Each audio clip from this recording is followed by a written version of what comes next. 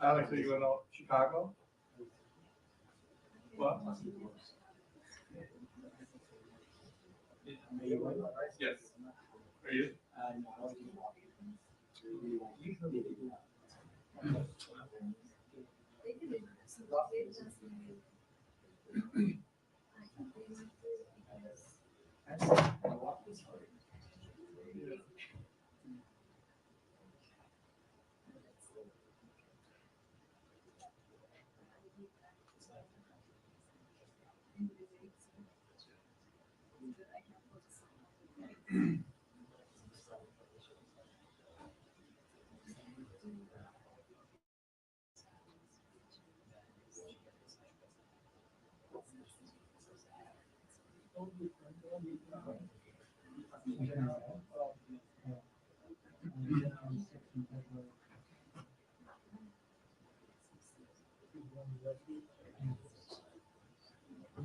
The only thing that's going on in that process of going to rescue is that there's actually federal law that says you're not allowed to breathe dogs. No, I thought it was wrong. Now, you have people rescue through, foster co-op, and then actually have federal law then.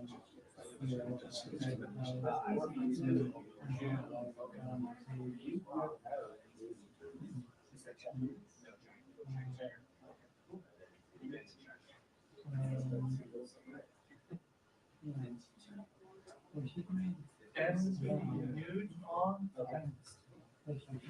Have you heard of NTV? NTV TV, yes.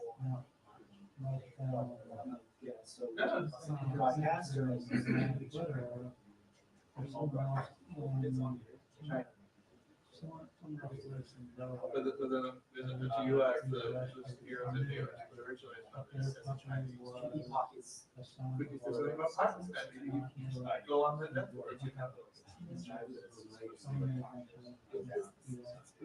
Chinese dissident. No, out there, the US NTV would love you. I know that. Why don't they like you?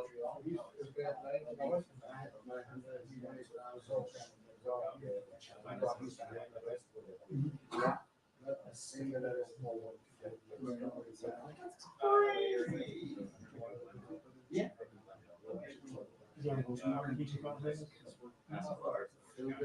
Okay, next. Yeah.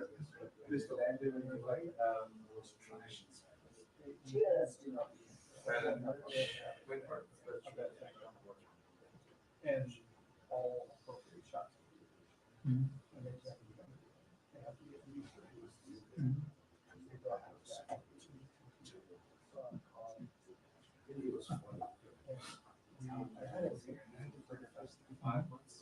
I remember when he was in Congress. Yeah. Now he's okay. Minnesota, how long they want to stay? Well, yeah, he served the National Guard, but he pitched his unit. And they were going.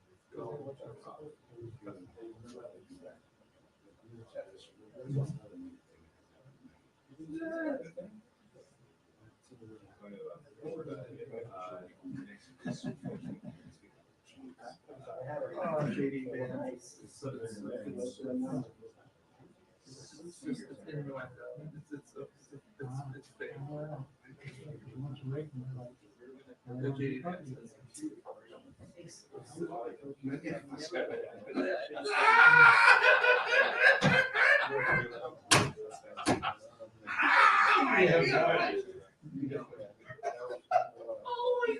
Are we live?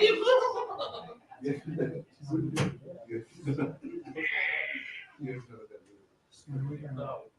previous, You see where you are? But you're very strong, very strong. This way, this way, this way. coming from Nebraska. So they ended up putting her on.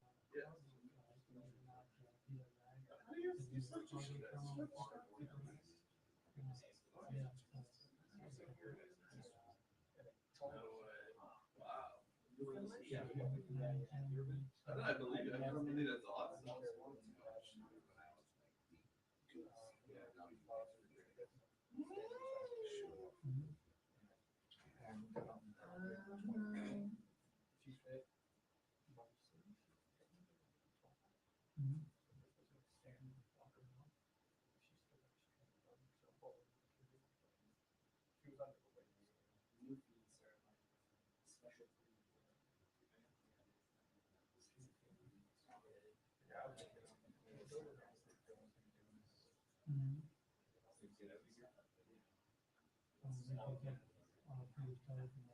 No one says.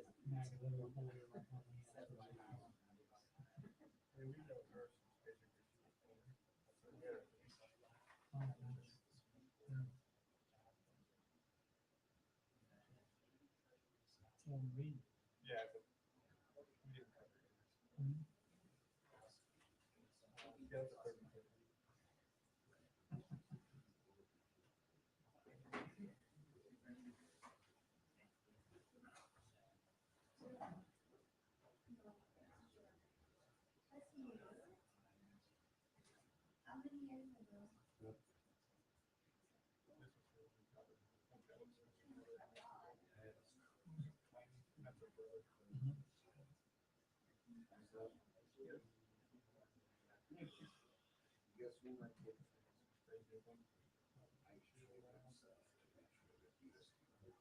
Wow. You know these famous people. Yeah, Jerry Rice. You know all the famous people just there.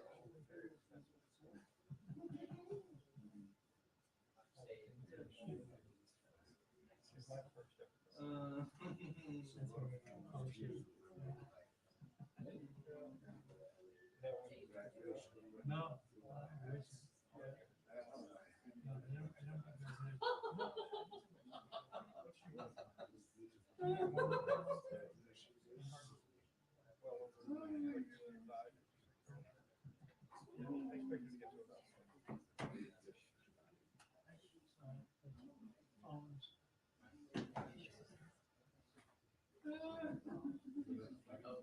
Hilarious.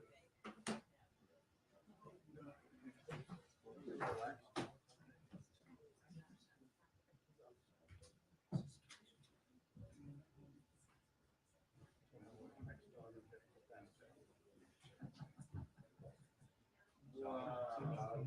Yeah, yeah. And they just don't. How about you? Was it smooth? Yeah. Oh, shit. Oh, what? You done somewhere else? Oh, nice.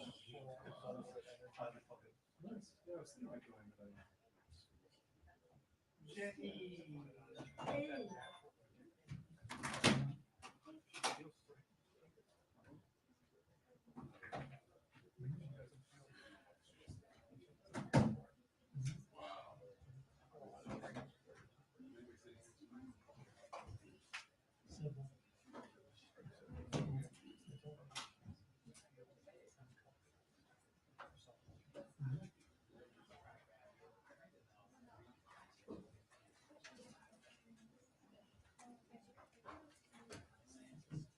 Yeah, I was thinking about going, but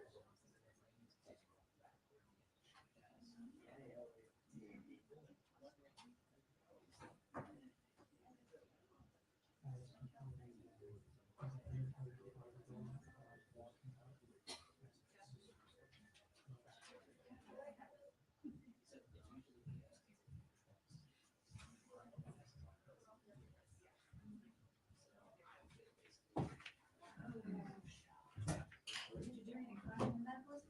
no, I was thinking last spring in retrospect.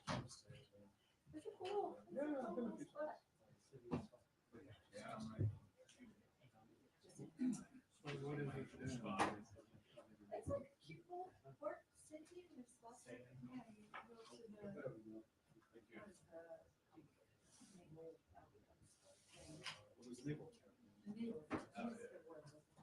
And like a nice little spreadsheet, just to our group.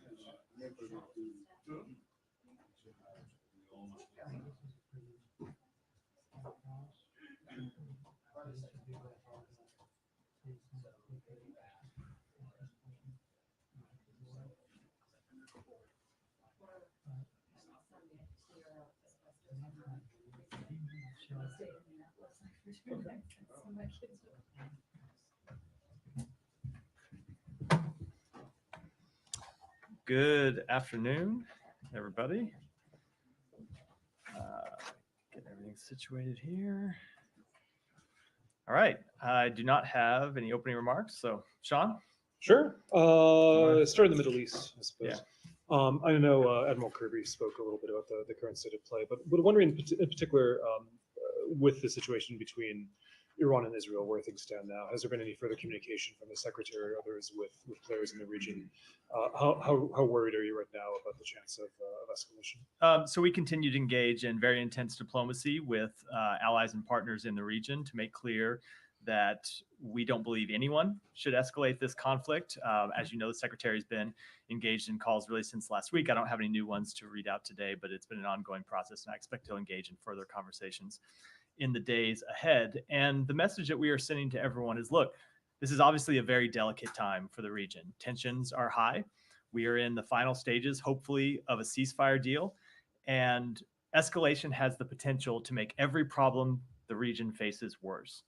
And so the message that we are impressing upon everyone in the region is that no party should take any steps to escalate this conflict. A couple things of that. Could you talk about the OIC meeting and how significant or not it would be? Obviously, Iran and the Palestinians called this.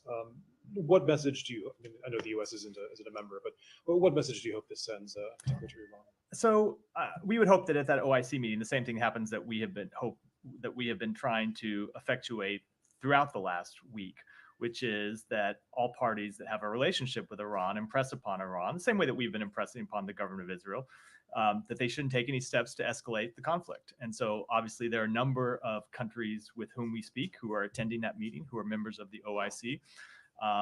We have heard from those countries really a broad consensus in every conversation that we have had that they share our opinion that escalation would only exacerbate the problems facing the region. And so certainly we would hope that countries at that meeting would impress that upon Iran.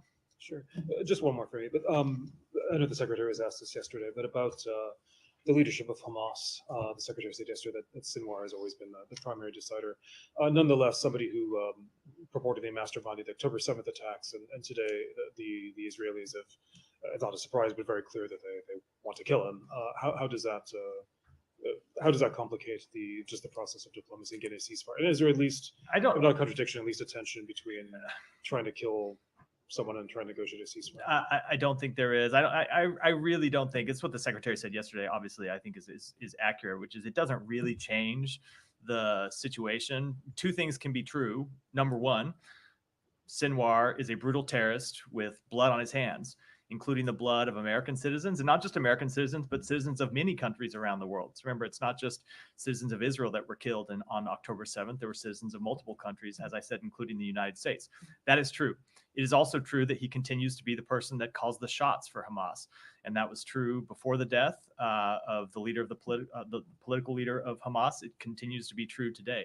Ultimately, it was Sinwar that had the final decision-making authority, as we could see throughout these negotiations, on whether to accept a ceasefire or not. So yes, Sinwar absolutely ought to be brought to justice. We believe that for his significant acts of terrorism. And we also think he ought to accept the ceasefire deal that is manifestly in the interests of the Palestinian people, as well as, of course, in the interests of Israel and the broader region. On that in particular, have the Qataris given any indication that they're any more reluctant to deal with Hamas now that Sinwar is de facto at the head of the organization? No, they have not. In fact, Qatar has indicated to us that they continue to look to play the productive role they have really played since October 7th. Qatar, along with Egypt, have played an incredibly important role in trying to mediate a ceasefire deal. They played a role in the return of hostages previously. And they continue to play a really important role that you see us often express gratitude for, and that continues to be the case. Absent the designation by Hamas, presumably by Sinwar, of somebody who can physically be present at these negotiations, because presumably Sinwar himself will not be traveling to Cairo or anywhere else. Presumably correct, yeah. Is there not at least a logistical obstacle to furthering ceasefire talks at this time? So a few things about that. Number one, Hanea was not the only person who attended talks when there have been previous rounds of negotiations. There are other people from Hamas, from outside Gaza, who attended those talks, and that can still be the case. Those people have had the ability to get messages to Sinwar. That's been true all throughout the negotiations, and I would expect that to still be the case. The second thing is that just because, or let me say it a different way. Second thing is that actual physical negotiations are not the only time that there are talks that go on throughout this process, right? We talk to Qatar and Egypt all the time. We talk to Israel all the time. They have the messages to communicate with the leadership of Hamas, even absent getting in a room and talking to them. And I would expect that to continue to be the case as well. I do not mean this to sound flippant, but does it not require, and I take your latter point, but does it not require a commitment from Israel and I guess all of the negotiating parties not to kill the people who are taking part in these talks, if only to, again, sort of finalize a deal that I assume would have to happen in person? So we want to see the talks get finalized, right? There's a couple ways to take your question. If you mean with respect to Sinwar, maybe that's not what you meant. So I just say because that was something that Sean asked about. Certainly with respect to Sinwar was something that somebody that we believe ought to be brought to justice. There are other members of Hamas as well who are terrorists who deserve to be brought to justice in one way or the other. But we do want to get these talks across the finish line. It is important that the talks be able to take place, that they take place sometimes virtually, and that they take place in person as well. And we're going to continue to push for those to happen to finalize this agreement. As you've heard the president say, as you've heard the secretary say, we really do think we are in the final stages. We have agreement on a framework. There's some final pieces left to agree on to implementation. That takes both Israel and Hamas agreeing. So yes, we want to see talks continue. And that does mean that there has to be someone on the other end of those negotiations. I guess I more mean who would want this job, given it probably places an immediate target on this person's back. So I'm not sure that I fully accept the premise of the question. I would hope people would want but I would just say, well, there are a number of people who've been involved in the negotiations. I would just say, I would hope people would want the job because they would see getting a ceasefire deal in the interest of the Palestinian people that they purport to represent. That I think is a reason why anybody who is a member of Hamas or a leader of Hamas ought to want to participate in these negotiations, get them over the finish line. Okay, and on the final stages qualification, which seems like it's a relatively recent descriptor that the White House and the State Department have been using to describe these talks.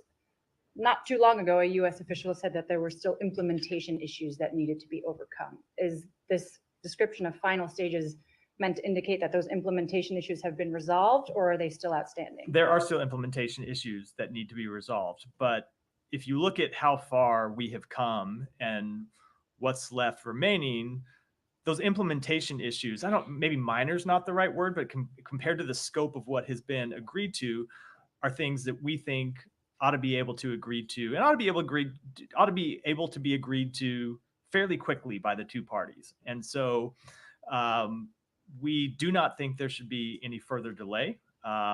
We think both parties ought to come to an agreement, and that is the message that we have sent directly, as well as what you heard us say publicly. One quick last one on al-Assad and whether there's been any engagement diplomatically with the Iraqi government as to, is there any indication the Iraqi government is going to take any steps to investigate, to mitigate what happened to U.S. troops? Yeah, so we have been in conversation with the Iraqi government about this question.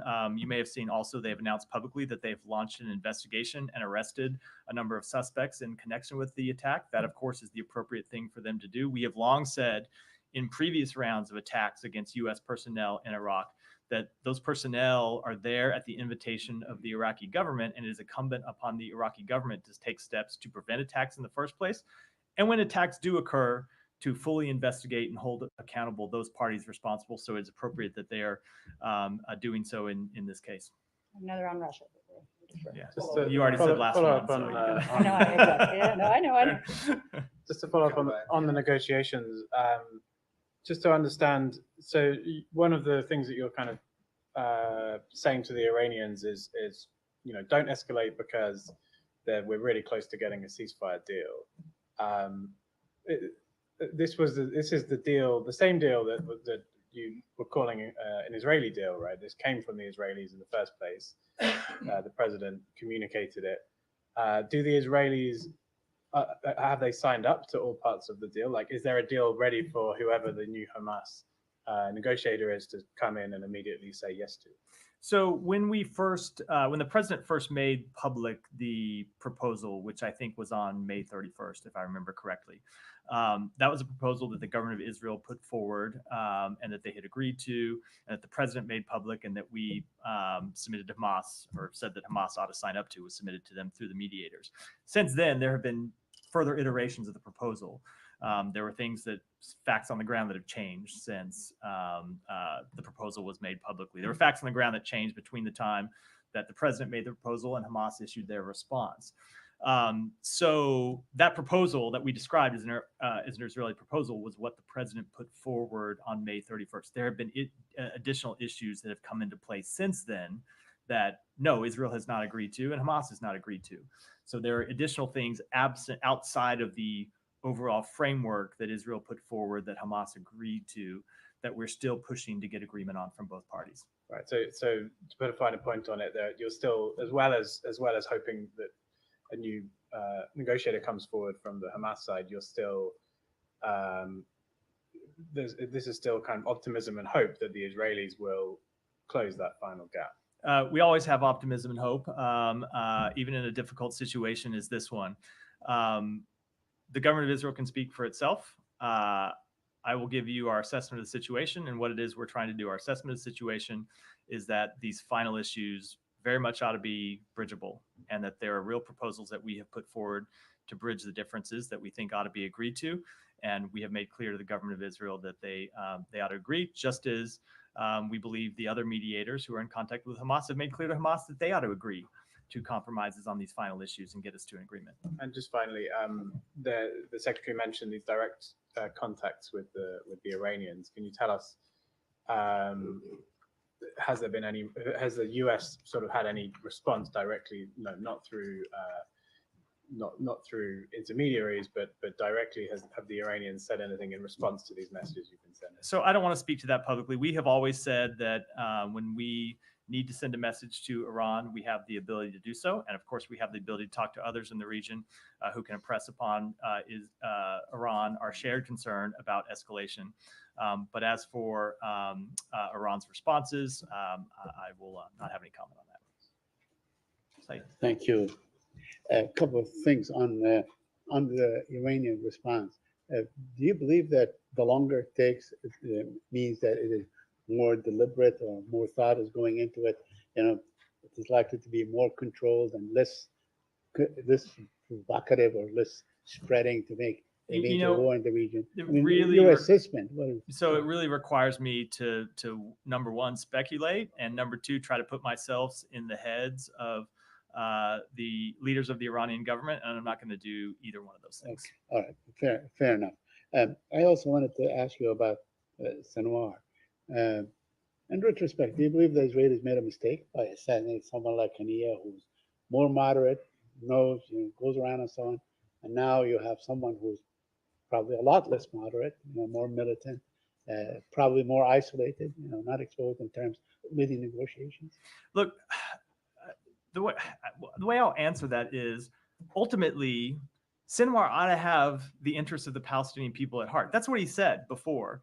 And when you think about what has happened to Palestinians in Gaza since October 7th, since the outset of a war that Sinwar decided to start, there have been devastating humanitarian consequences.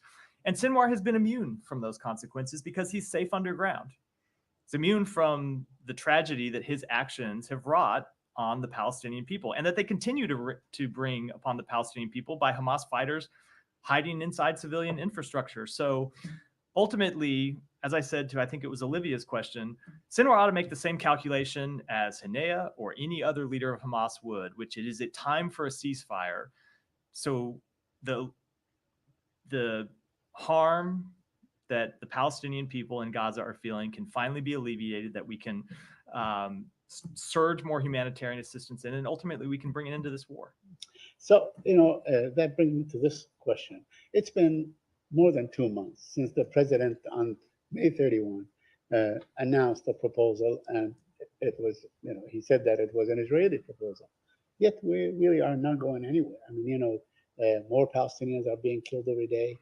Less humanitarian aid and so on is going in and so on. The situation is very, very dire. It seems no end in sight. So what steps can the United States take to make sure that this actually is, that the field goal is reached? So first of all, we have come a long ways in terms of getting an agreement to the proposal. When you look at the agreement, the pieces of the proposal that have been agreed to by the two sides, it is a remarkable step forward from where they were several months ago. And there are a lot of things responsible for that, but one of them is the very hard work that the governments of the United States, the governments of Egypt, and the governments of Qatar put into trying to get this proposal over the line and get a framework of agreed to.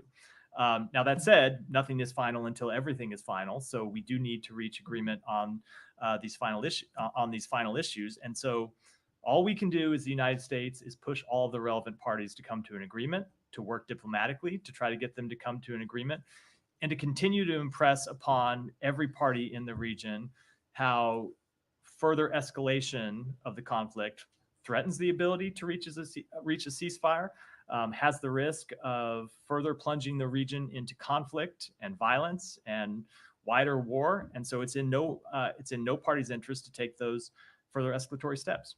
I wonder if you would comment on the situation in the West Bank. Yesterday, the Israeli occupation forces killed 10 Palestinians, basically executed them. And of course, they were holding money, they're seizing the money and so on. The situation is really deteriorating in the West Bank.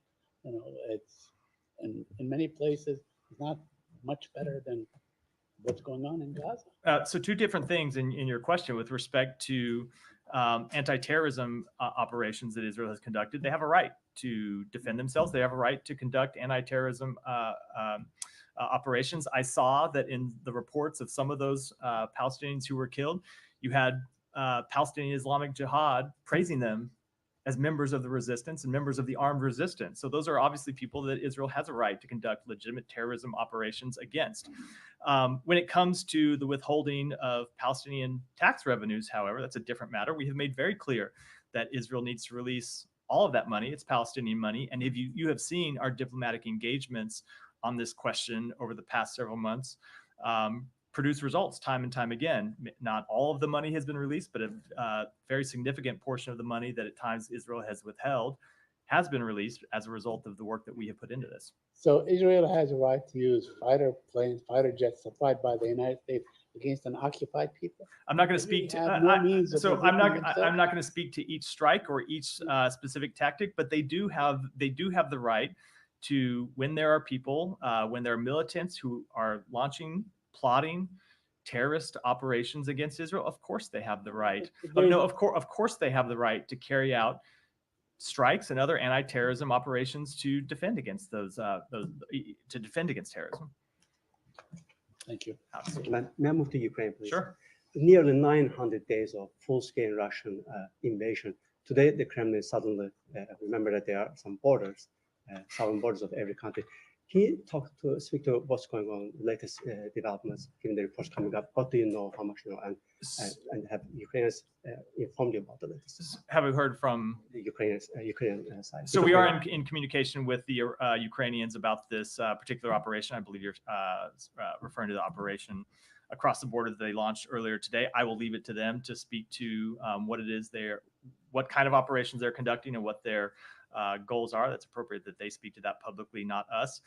But you're right. I have seen the statements from the Russian government is a little bit rich, them calling it a provocation, given Russia violated Ukraine's territorial integrity and sovereignty. You said 900 days. It actually goes back much longer than that. It goes back to 2014 and continues to illegally occupy Ukrainian territory. Ultimately, the decisions about how Ukraine conducts its military operations are decisions that Ukraine makes. Nothing has changed about our policy with respect to strikes across the border. I mean, no constraints placed on Ukraine in terms of how they fight back or take the fight. Nothing with respect to the policy that we announced several months ago with respect to allowing the equipment that we provide to be used in strikes across the border to target sites, Russian military sites just across the border. Nothing about that policy has changed. Beyond the U.S. Weapons, the Ukrainians have a right to make Russia feel the consequences of their own illegal actions. So ultimately, these are all decisions that are left to Ukraine. I also want to ask you about, I did raise this 2 days ago about Ukrainian prisoners of war. Given the latest reporting, how Russians are treating them, we've seen like this memorandum of Ukrainian prisoners. Do you have any reaction? So obviously, Russia has an obligation to abide by the Geneva Conventions when it comes to the treatment of prisoners of war. One of the things that we have seen throughout this conflict is Ukraine be able to engage in conversations, not directly with Russia, I believe, but through intermediaries to be able to return Ukrainian prisoners of war, and those are obviously important. One more, George, if I may. The Secretary today issued a statement about 16 years of illegal invasion of Georgian territories. 2 points here. One is, are you in a position to finally say out loud what the Georgians have been waiting for 16 years to hear from you, that this was unprovoked? It was Russian action. Nothing, was provoked by the Georgian side.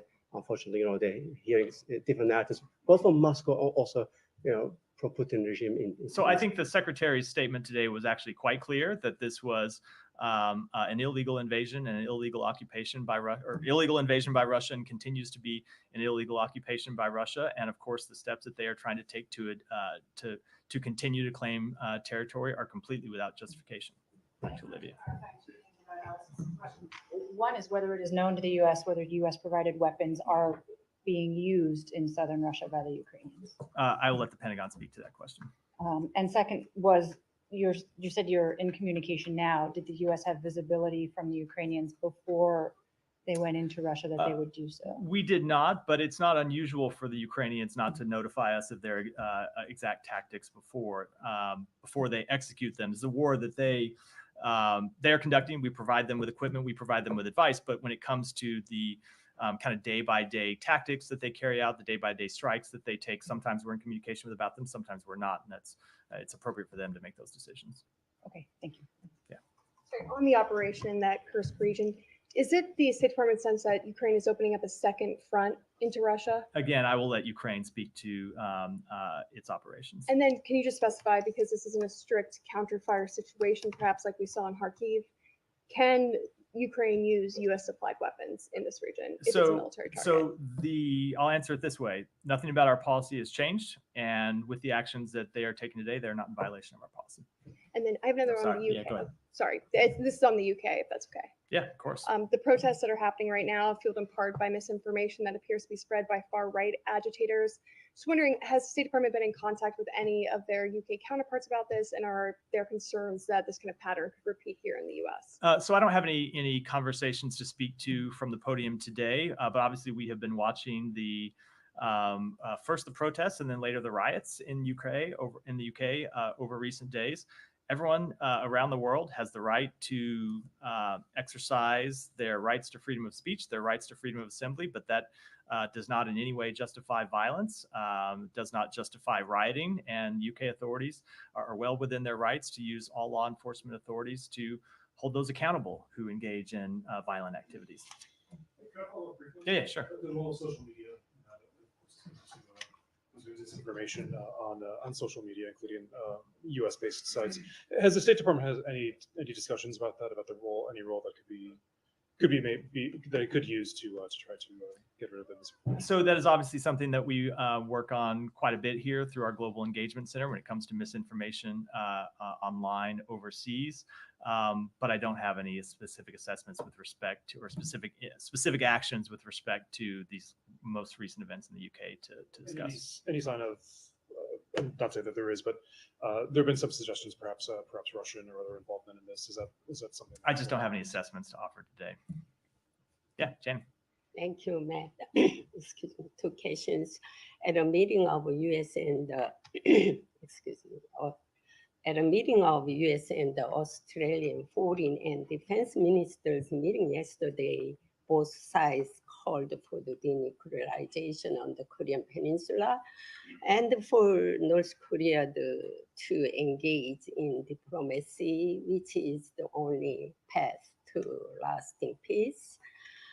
However, North Korea has recently completely closed its dialogue channel with the United States. How will it approach this? So we will approach this by continuing to consult with our allies and partners and continue to make clear that it's not just the United States that rejects the nuclearization of the Korean Peninsula. It's not just the United States that's calling for a return to diplomacy. It is other countries. You mentioned that Australia, in the joint statement that we released yesterday, shares the same position as us. That's a position that is held by countries really around the region. And so ultimately, it is the broad, I won't say consensus. There are other countries that have different views, of course, but when you look at most of the countries in the region, it is a near consensus that Iran's action or North Korea's actions are unacceptable and that they ought to return to diplomacy.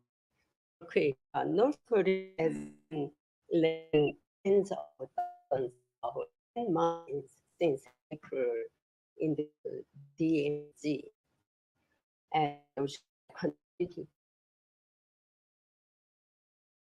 carried by heavy rain. And the comment on this, what do you comment on this? Also, do you think North Korea violated the Ottawa Convention Agreement? So I won't speak to a legal question, but obviously we continue to believe that North Korea should stop these destabilizing actions. Thank you. Go ahead. Going back to Israel, Israeli media today released a video showing Israeli soldiers raping a Palestinian detainee at Sidi Taman detention camp. The footage was very disturbing. I know you have commented on the reports about this detention center before, but we now have a new evidence, which is video.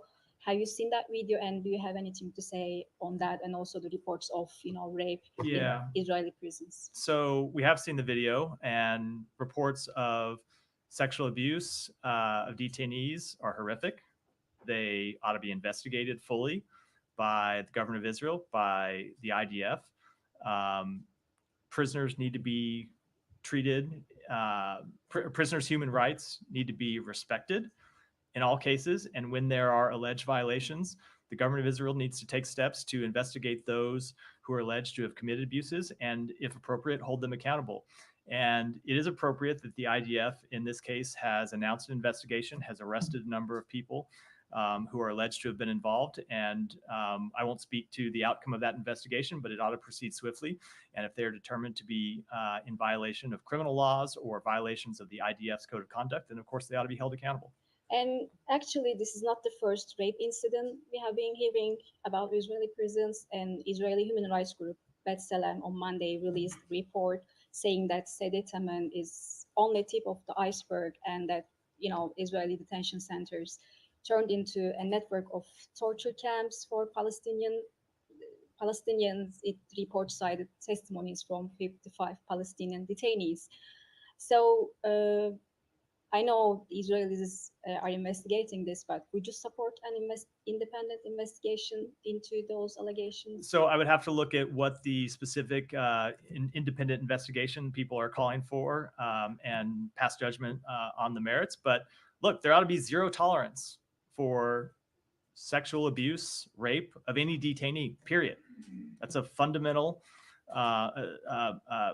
it's a fundamental belief of the United States. And if there are detainees who have been abused, if they are detainees who have been sexually assaulted or raped, the government of Israel and the IDF need to fully investigate those actions and hold anyone responsible accountable to the full extent of the law. Just a final one on that. What is your reaction to that? Israelis, including politicians and lawmakers, protested actually the arrest of Israeli soldiers who are suspected of abuse and rape. And, we have also seen comments from Israeli lawmakers trying to justify the, rape of Palestinians. Have you seen those remarks? So obviously, with respect to the last question, there is no justification for rape of anyone. As I said, there must be zero tolerance for sexual assault of detainees. And with respect to comments that have been made by people in the Israeli government or protests or attempts to interfere with the judicial system, the military judicial system in Israel, our principle, the principle that we believe ought to apply in Israel, is this principle that ought to apply anywhere in the world, and that is that the rule of law needs to hold. And so we have seen the statements by the IDF chief of staff that these investigations are important, that they are going to continue, and that is fully appropriate. I'm sorry. Have you seen the B'Tselem report? It's called Welcome to Hell, the B'Tselem report. That I have seen the report. I haven't reviewed it in detail. Yeah. Thank you, Matt. Going back to Iraq, and this attack has happened just after 24 hours after the Secretary Blinken calls to Iraqi Prime Minister, and he was requesting him the protection for the U.S. forces. So you haven't labeled any militia group who was behind this attack. Do you know which group attacked the U.S. forces in Iraq? Has the Iraqi government told you any information on this? So it is a question that we continue to review. And of course, as I said in response to an earlier question, it's a matter that's under investigation by the government of Iraq. And then has the Iraqi government requested you to not respond this attack because they are doing investigative and they will take care about accountability? I'm not going to get into any private diplomatic conversations. Go ahead, Ksenia. 9 Serbian post offices in northern Kosovo were closed by the Kosovo government on August 5th. An action the EU condemned as unilateral and uncoordinated step, and the violation of agreements reached under the EU-facilitated dialogue. The condemnation include familiar words such as unilateral, uncoordinated, and calls to return to a dialogue, which to this day, Prime Minister Kurti didn't take seriously. So how many red lines in northern Kosovo can Prime Minister Kurti keep violating without any consequences? So I'm not going to speculate about actions in the future. What I will say is we are concerned by the continuing uncoordinated decisions by the leadership of Kosovo. We believe they put at risk the opportunities that we have helped Kosovo create. If you look at the story since Kosovo's independence, the United States has strongly supported their full integration into the international community as a sovereign, multi-ethnic democracy. But to realize this vision, which is a vision that we share, we have cooperated with successive Kosovo political leaders on measures that enhance peace and prosperity at home while advancing Kosovo on this Euro-Atlantic path that you agreed to. And so what we would encourage the government of Kosovo to do is to return to close and constructive engagement with the United States, with the EU, with NATO, and Kosovo's other close international partners. And we have made that clear. As I'm making this clear publicly, we have made that clear privately to the government as well. Thank you. Yeah, go ahead. Yeah. Thank you. I'm Celia from VOA. Venezuela has been in the news since last week, and we just want to clarify. You made a statement on Monday about the stance of the United States after being asked if the United States recognized Edmundo Gonzalez as the president-elect of Venezuela. We have heard from the United States the week prior that they recognize his win. Is that a change, or is that the same position? No, it is the same. It is the same position. We have made clear that we believe he received the most votes in the election, and we think if you look at the results that were obtained by the opposition and made public by the opposition, they confirm that even if Maduro were to win every vote of those outstanding, it wouldn't be enough to close the gap. But at the same time, what we support moving forward is an inclusive Venezuelan-led process for the reestablishment of democratic norms in coordination with our international partners. And that's what we've been discussing with our international partners, as well as with the opposition in Venezuela, to whom the secretary spoke at the end of last week.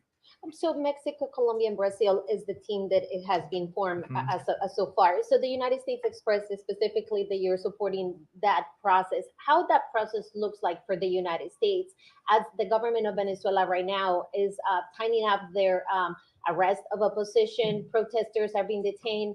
It's been claims of violation of human rights, and orders of the arrest for Edmundo and Maria Corina Machado had been issued by the government. Yeah. So we've been quite clear that we have great concerns about those ordered arrests and have great concerns about the crackdown on protests. I don't think they really, don't think those actions by Maduro really inspire confidence in the regime's actions, and certainly don't inspire confidence in his proclaimed victory when you see him continue to take actions to crack down on the opposition, to not release the full results. So we're going to continue to discuss these issues with people in Venezuela. As I said, this ultimately needs to be a Venezuelan-led process to discuss how to return to democratic norms, and we're going to talk about it with our partners in the region. How is that possible when you have the opposition leaders with a threat of arrest? She went into hiding for a while. So unfortunately, it is a sad reality. This is a situation the opposition leaders have been living with for some time, not just in the past week, but obviously for years. And they have shown great courage in continuing to exercise their rights to freedom of expression, their rights to political organization. And we're going to continue to support them in doing that. And again, as we have made clear, and we hope others in the region will make clear, steps to crack down on the opposition who are just exercising fundamental political freedoms, including the right to have an election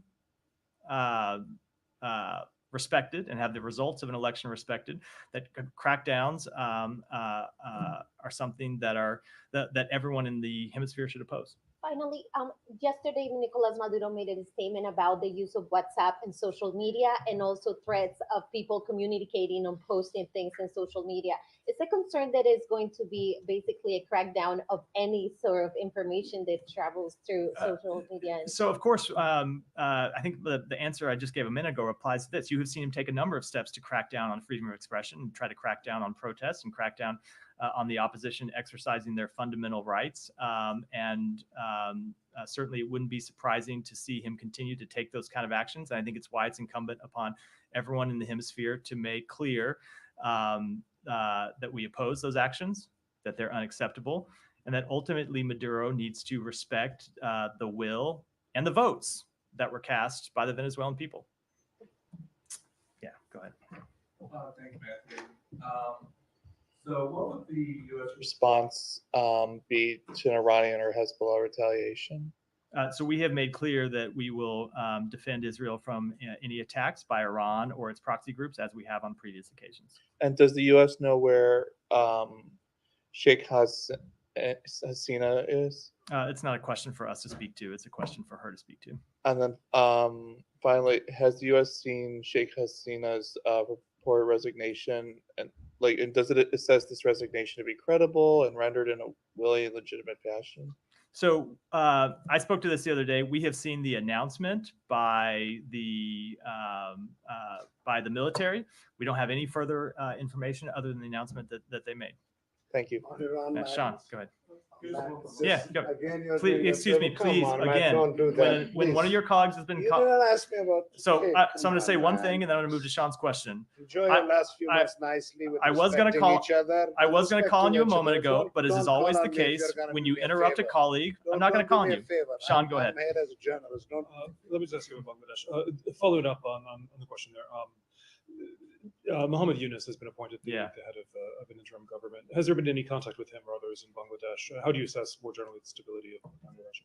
I don't have any contacts to read out today. We continue to monitor developments in Bangladesh, and we obviously have seen the appointment of Mohammed Yunus as the leader of an interim government. We think the interim government will play a vital role in establishing long-term peace and political stability in Bangladesh. And as you heard the secretary say yesterday, any decisions that interim government makes should respect democratic principles, rule of law, and the will of the Bangladeshi people. And, sure. Just quickly. Interruption day at the briefing. Everyone, just let your colleague finish their question before speaking up. Just one more on this. Reports on visa policy in Sheikh Hasina.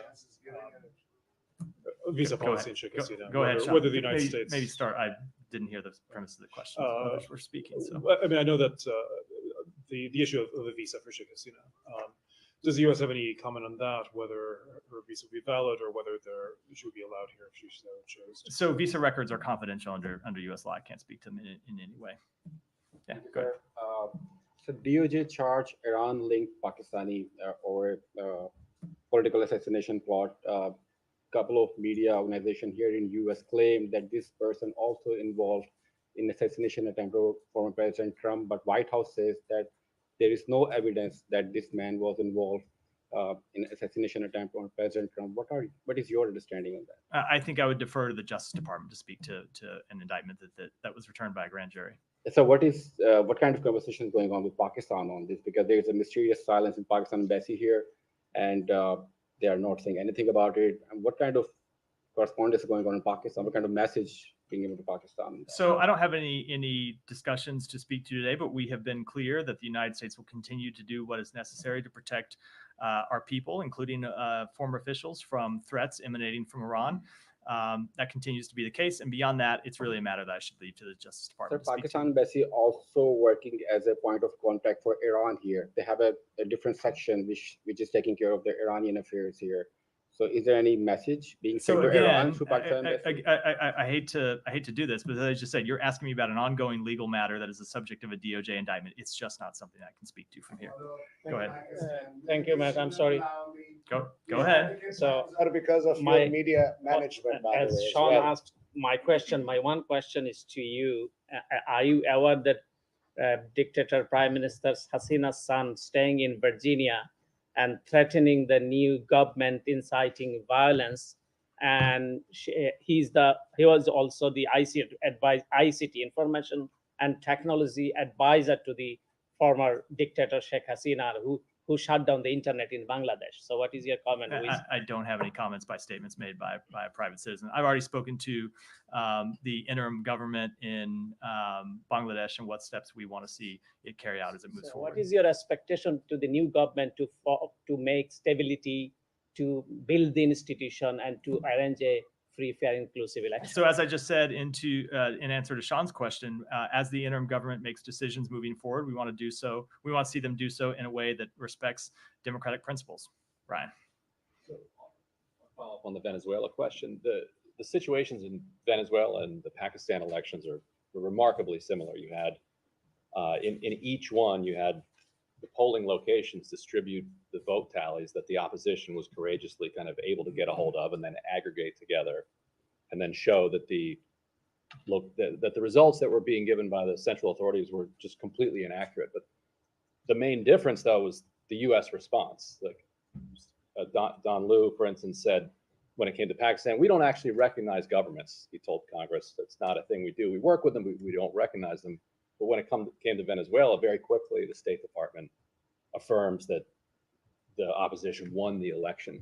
Like, do you feel like the U.S. had less credibility when it came to Venezuela because of the way that it had handled the Pakistan situation? No, we make all of these assessments based on the facts, and the facts can be very different in country to country. When you look at Venezuela, within several days, we were able to make an assessment. And it's not just the United States, but there are independent international observatory groups like the Carter Center who were able to look at the tallies that the opposition had obtained in 80% of precincts around the country and look at those tallies and see that the opposition candidate had won by such a margin that it was impossible for Maduro to overtake that margin. And then you compare that with the actions that Maduro had taken or that his regime had taken to not release actually any tallies. Still to this day, they've not released any tallies. Compare that with the situation in Pakistan, where you did have the Supreme Court who took steps, who reviewed it, and after a number of weeks, number of months, did find some irregularities and ordered, I believe that several candidates were reinstated. Get the exact specifics of it wrong. My point being, it's a very different context, and I don't think the facts line up just quite so cleanly as the way you described them in your question. More broadly, I want to ask you about transnational repression. Has the State Department seen any rise in that as a phenomenon? How seriously? So it's certainly something that we have been vigilant in monitoring. We have seen countries around the world engage in it and attempt to engage in it. It's something that we take quite seriously. You've seen me over it's more than a year I've been doing this job now,